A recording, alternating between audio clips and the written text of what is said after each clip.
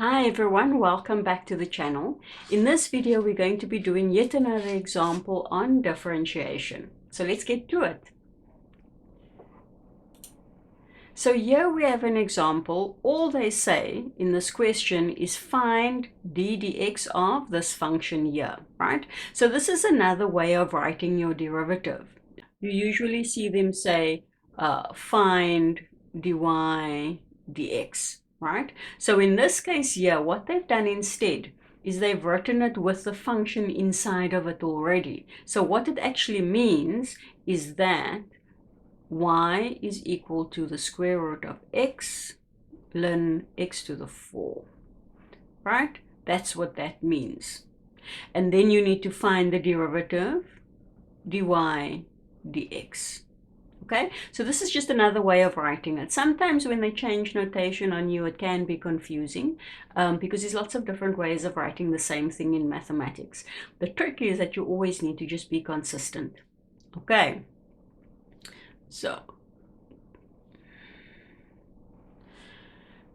so again, we need to find the derivative of this. And you remember, whenever you see square roots or you see powers that are fractions, usually what you need to look at is the exponential rules.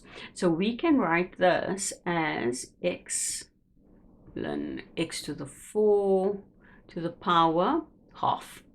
Okay, so when you find the derivative, what you've got here again is chain rule. Chain rule is by far the most important rule in differentiation because when you move to partial differentiation, it's exactly the same thing. It's the chain rule that is so important.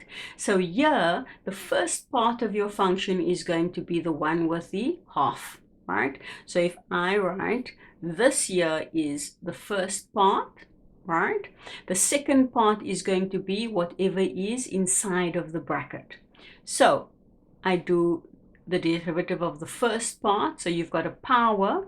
So the power comes to the front. You take everything that's in the bracket and you say that it is going to be to the power minus 1. So everything that's in the bracket is ln x to the 4. The power, which is a half, minus 1, which means it is minus a half, right? Then the next part of the function, it is what is inside here, right? So this was the first part of the function. And then this is the derivative of that first part.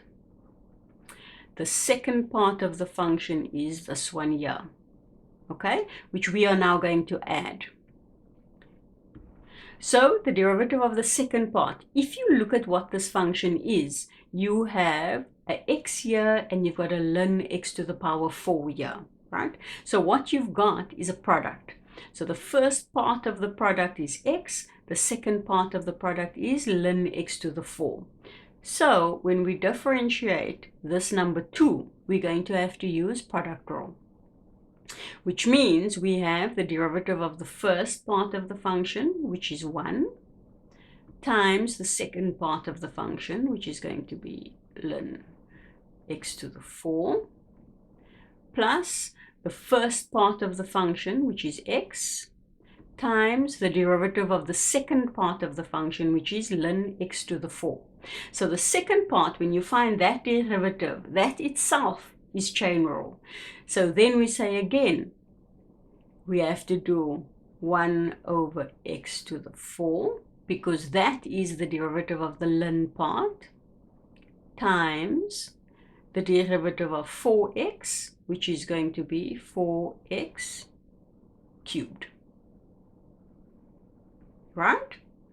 So then this bracket there is going to be the derivative of number 2. Okay, and then within that, what we had, let me just get a different color here. Within that, we have the derivative where you have f dash times g, and then f g dash, where that piece is the f dash, right? And this is f, and that is g. right? So you see what happens when you're doing differentiation. You can never like forget what the next rule is going to be. You can never kind of think to yourself, okay, so I've used chain rule already, I'm not going to use it again. That's not how it works, okay? At every single step, you need to ask yourself, what are the options that I've got? Do I have a product? Do I have a quotient? Can I use either of those rules, or is it chain rule, right? It depends entirely on what is sitting in front of you, okay? So if I just want to simplify to neaten it up a bit. So I've got 1 over 2 times square root of x ln x to the 4, right? And how far you simplify is dependent on what the question is. So here they don't say that you have to simplify much further than this. So I'm just going to write this as ln x4 plus, and this is going to simplify because these are going to cancel off, so it's going to be plus 4, right? So my derivative dy dx is going to be that function there. Okay, as simple as that. Well, for some. Anyhow, I hope you found that useful. Please let me know if you did. If there's anything that you'd like for me to improve or change, I'm open to any suggestions. And I'll see you next time. Bye.